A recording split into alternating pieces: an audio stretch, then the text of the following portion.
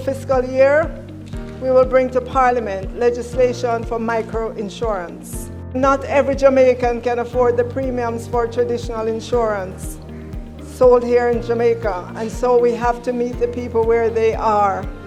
Micro-insurance legislation has been talked about, but I give my commitment that micro-insurance legislation will be passed in this new fiscal year. As a government, we listened to the new car dealership industry. They said that 100% bond on the duties they pay ties up too much of their capital. Jamaica imported some 50,786 motor vehicles worth $81 billion in 2022.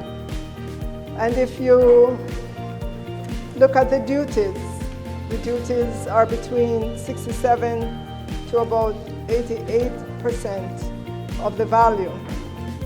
And if you assume the lowest duty, you can see that the capital tied up against the duties is significant. We listened to the industry, and now, instead of 100% bond against the duty, we have reduced that to 20%. In order to continue the innovation in our financial sector, we will quickly pass the Virtual Asset Service Provider Bill legislation, a critical piece of legislation which is not just a regulatory necessity, but an economic imperative for the future of Jamaica.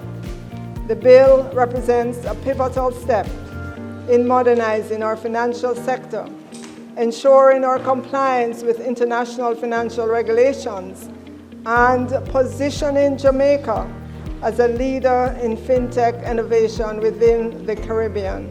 Jamaica must pass this Virtual Asset Service Provider Bill to ensure compliance with the Financial Action Task Force, FATF recommendations 15 and 16. Our financial system must meet global standards on anti-money laundering, AML, counter-terrorism financing, CFT, and the prevention of proliferation financing, PF. The income tax, large-scale projects and pioneer industry will be repealed and replaced as a means of updating the legislation to ensure that it is fit for purpose. The work is significantly advanced for this.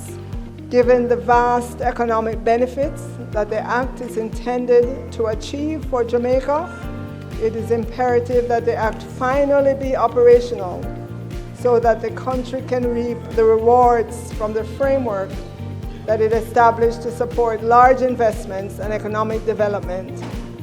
There is one investment that is waiting for this Act to be passed, and that is the Harmony Cove Limited Development Project. This investment in Jamaica will be $1 billion. We will bring this legislation to Parliament before the end of this fiscal year.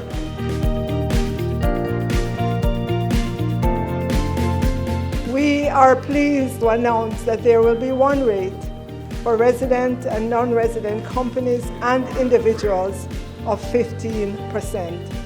I want to say to Jamaicans, when you hear non-resident companies and non-resident individuals, don't immediately think foreign companies or foreign individuals.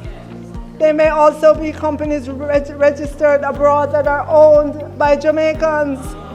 This benefit is one way to say to those Jamaicans who have companies abroad in jurisdictions with lower dividend tax rate than what currently prevails. We are saying to them, we are lowering the rate for you. Bring your capital back to Jamaica. this government will increase the threshold to $2 million. We'll increase the threshold in 3 tranches to 1.8, then 1.9, then 2 million over a 3-year period starting April 1, 2025. What a deal! What a government!